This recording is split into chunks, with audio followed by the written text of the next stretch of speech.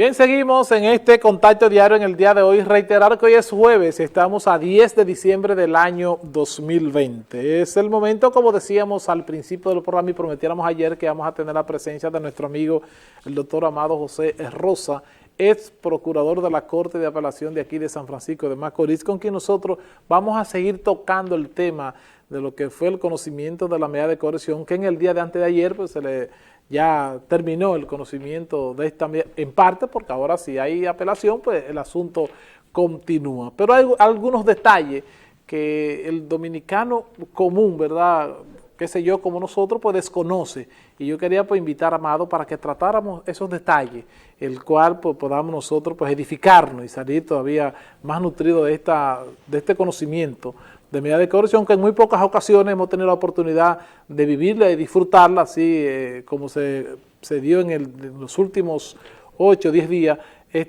frente a estos 11 implicados en actos de corrupción del gobierno de la administración pasada. Así que esa es la intención de tener con nosotros aquí al doctor Amado José Rosa. Y queremos darle la bienvenida una vez más a nuestro querido amigo doctor. Saludos, bienvenido. Hola Víctor, ¿cómo tú estás? Excelente, muy bien y mejor todavía de tenerlo con nosotros aquí compartiendo Qué bueno, gracias por la invitación, estoy a tu orden. Gracias, Amado. Decía yo que hay algunos detalles, Amado, que el común de los dominicanos pues desconocemos y es interesante pues edificarnos en ese sentido y con respecto a lo que fue el conocimiento de esa medida de coerción que terminó en el día de antes de ayer. Y yo quisiera que iniciáramos, Amado, hablando la primera medida que anunció el juez Vargas antes de ayer fue declarar el caso complejo. Y yo quisiera que usted nos dijera, nos definiera en qué consiste un caso complejo y sobre todo como este que estamos viviendo. Bien, pero mira, antes de pasar a eso, a esa explicación, yo te quiero decir algo. Lo que pasó en ese juicio es todo lo contrario a lo que debe de pasar en una audiencia de medida de coerción. Es decir, eso no fue una audiencia de medida de coerción. Ahí se violaron todos los parámetros que la ley, que la norma procesal penal establece para una medida de coerción. Una medida de coerción es el primer encuentro procesal, el primer encuentro jurisdiccional que tienen las partes enfrentadas en el proceso penal. Ministerio Público, defensa y actor civil si lo hay. Y entonces allí lo que se va a determinar es si esa persona que está siendo acusada de haber cometido un delito tiene arraigo suficiente social, económico, familiar, es decir, tiene casa o vive en casa alquilada, muéstrame un contrato de alquiler, pagas luz porque vives en una casa, eres tú el que atiende tu casa, paga luz, enséñame el recibo de Norte, y etcétera, etcétera. Todo lo que implica que tú tienes raíces, porque lo de arraigo implica estar enraizado en un lugar. Así lo expresó en un momento el propio juez. Exacto, pero nadie habló de las posibilidades de fuga que tendría Alexis, porque tienen o no arraigo, ni yo demuestro que Alexis, que Pagán, que todos ellos tengan muchas cosas que lo enraizan en el lugar donde viven para no sustraerse del tema judicial. No se habló de eso, nada más se habló del fondo del asunto, algo que ni siquiera ha llegado a la audiencia preliminar, que es donde se va a debatir la prueba, el modo de obtenerla y la calidad de la prueba. Es lo que se va a debatir en esa próxima audiencia, que ya no es de medida de coerción, sino preliminar. Entonces, en definitiva, eso fue lo primero. Yo le decía en el programa de mañana a mis alumnos que no vean ese juicio, que no se lleven de eso, que eso no es lo que regularmente debe verse en un juicio de medida de coerción. Y con relación a tu pregunta, el artículo 369 del Código Procesal Penal plantea que cuando hay pluralidad de agentes, es decir, pluralidad de autores, pluralidad de víctimas, o se trata de casos de criminalidad compleja, entonces el juez debe declarar el caso complejo. ¿Qué implica eso? Todos los plazos se duplican. En vez de tener un plazo de 3 meses para presentar acusación, como sería un caso normal, el Ministerio Público tiene 8 meses. En vez de la prisión preventiva tener un plazo máximo de 1 año, de 12 meses, aquí tiene 18 meses. O sea que todos los plazos, incluyendo los plazos de los recursos, se duplican al doble. Si un recurso plantea un plazo de 5 días, aquí tiene 10. Si un plazo es de 20, aquí tiene 40 días. O sea, todos los plazos se duplican. ¿Por qué? Bueno, el legislador lo que ha entendido es que habiendo muchas víctimas, habiendo muchos autores, habiendo criminalidad compleja, el Ministerio Público necesita un poco más de holgura para poder hacer su investigación de manera adecuada. Por esa razón, los plazos se duplican. Cuando se declara complejidad del proceso, hay que entender que lo que le están diciendo al Ministerio Público es, mira, tú tienes plazos dobles para hacer toda tu diligencia procesales. Amado, el día 1 de marzo se llevará a cabo la primera revisión de las medidas que fue dictada antes de ayer. ¿Qué puede pasar entonces el 1 de marzo cuando se revise por primera vez esa medida? Bien, desde el punto de vista de la norma, el juez, independientemente de que se trate de un caso normal, es decir, que la prisión preventiva no puede pasar de 12 meses si es un caso normal, o de 18 meses si es un caso declarado complejo, como el caso de la especie, pero el juez está obligado por la norma cada 3 meses a revisar la prisión preventiva. ¿Qué va a revisar el juez? Las condiciones del imputado, si han variado, para permitir que él obtenga otra medida de coerción que no sea la prisión preventiva. ¿Cómo puede variar?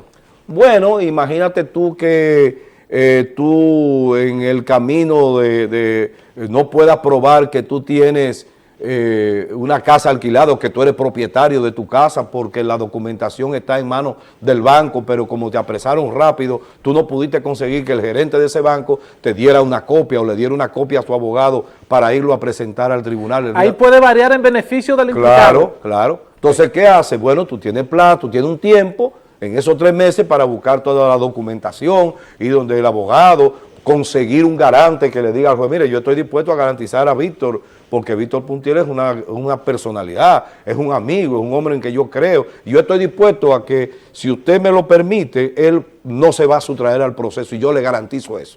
Eso se llama un acto de garantía personal frente al juez, que se puede, y lo dice la norma. ¿Qué tipo de variación puede conllevar esa acción que se dio en ese lazo de tiempo que al principio cuando fue apresado no se dio? Bueno, lo que pasa es que yo no vi el juicio total, pero en ningún momento vi, en los pocos momentos que vi el juicio, que me enteré pues en las redes subieron una serie de fragmentos diferidos de las imágenes que se Perdón, me refiero, por ejemplo, que el 1 de marzo se va a revisar esa medida. Yo me refiero en el sentido de que pudiera, por ejemplo, el juez reconsiderar esa medida y variar la condición. Por ejemplo, suponte tú que Freddy Hidalgo, a quien yo conozco, no sé si tendrá alguna comorbilidad, pero el ingeniero Christopher, es un hombre que se ve con problemas de salud, y él lo dijo. Suponte tú que su salud se haya agravado por estar en una cárcel donde hay humedad, donde hay un nivel de contaminación mucho más alto que en la calle.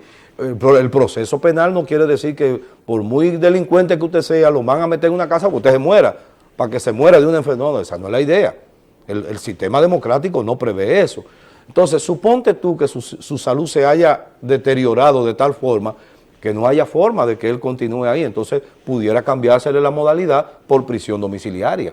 En ese sentido. Eso es lo que el juez va a verificar. Ese tipo de cosas si ocurrieran, ¿verdad? Y si alguno no pudo demostrar arraigo, y en el camino sí puede demostrarlo porque no tuvo tiempo de conseguir documentación y pruebas al respecto y la consigue en esos 3 meses, pues puede también variársele la medida de coerción. Vuelvo y te repito, ahí no se habló de arraigo, ahí no se habló de lo que yo tengo que me garantiza que yo me voy a quedar aquí, sino que todo el mundo entendió que salir a la calle iban a dañar las pruebas, iban a interferir en la investigación y ya, todo el mundo preso preventivamente. ¿Entiende, amado José Rosa, correcta lo expresado por el juez Juan Alejandro Vargas con respecto cuando se refería, ¿verdad?, a que su hermano más pequeño, Alexis, del presidente de la República, su niño mimado, traicionó la confianza de su hermano, el presidente? ¿Entiende, amado, correcta esa apreciación que hizo el juez en ese momento? Es que son apreciaciones muy personales, muy particulares. O sea, la ven correcta, amado. Sí, son percepciones. Un juez, miren, hay un principio en el derecho procesal penal que se llama separación de funciones. El Ministerio Público es el investigador, es el persecutor, es el acusador, es el que te busca la prueba, dice que tú cometiste un delito y te lleva a los tribunales. El juez está allí mirando lo que dice el Ministerio Público y la prueba que le está aportando, si es que esas pruebas son correctas y obtenidas de manera legal, Y también mirando lo que le dice la defensa técnica de ese imputado y lo que él con su propia defensa material puede decirle al juez y tratar de convencerlo de que no es culpable o de que, bueno, no hay elementos que prueben su culpabilidad. Eso es lo que hace un juez. Un juez es un árbitro, un árbitro. Usted nunca ha visto a un árbitro de pelota que coja una pelota del suelo y se la tire a la segunda base. Usted no ha visto eso nunca. La pelota se puede caer cuando el tiro llega a primera, pero usted no ve que el árbitro se abaja a cogerla o se la patea para que la primera base agarre la pelota. ¿Usted ha visto eso? Un árbitro es otra cosa. A mí me persigue el chamo, tú. Un árbitro es otra cosa. Aquí está él dirigiéndome igual que ayer.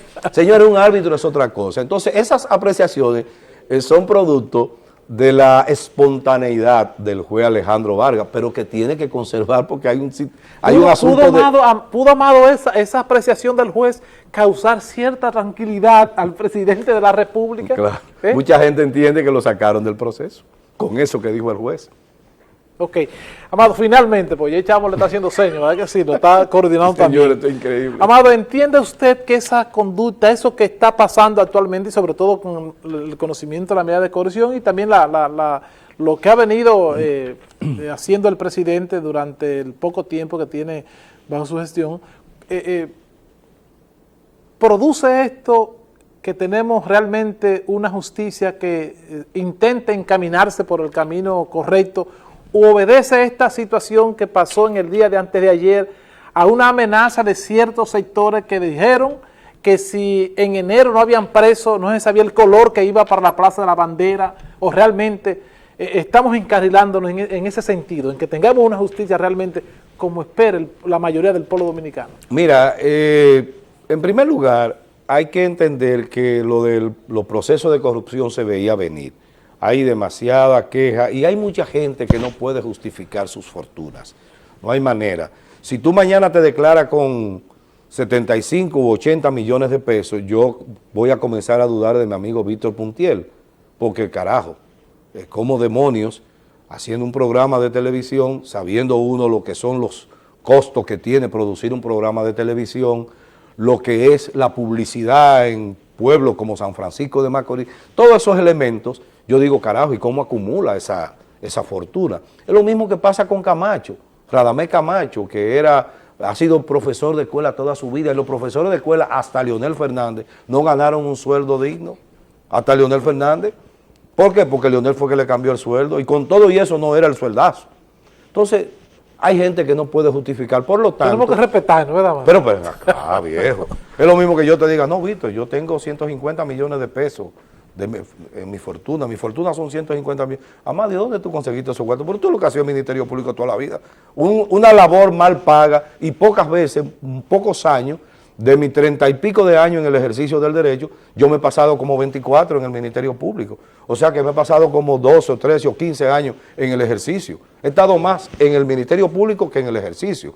Lo que quiere decir que no hay forma de acumular eso. Entonces, hay que entender que eso se veía venir.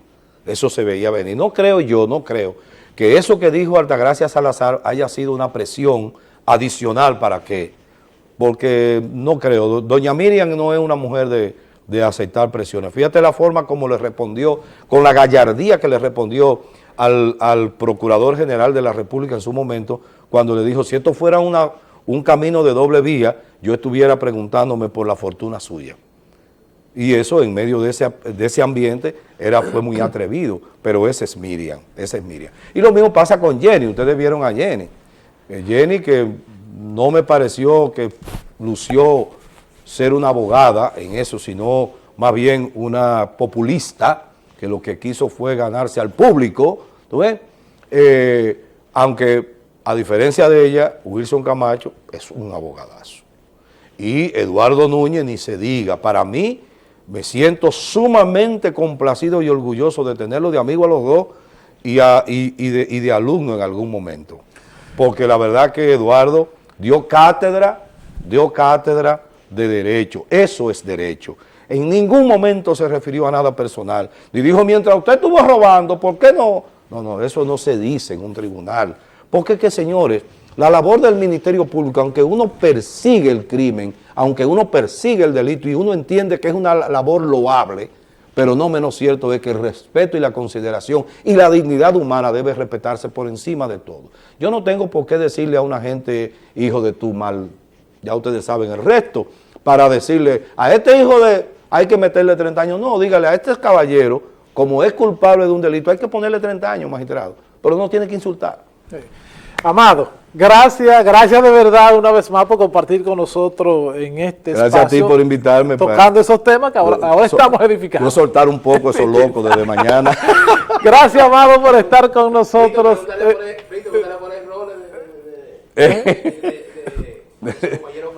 No, está en vigilancia, está en investigación. Sí, está en vigilancia. ¿Tiene cuántos roles? Son 12. Sí, no, pero siempre ha estado en el ejercicio del derecho. Sí. Gracias, Amado, por estar con nosotros. Gracias a ti, Víctor.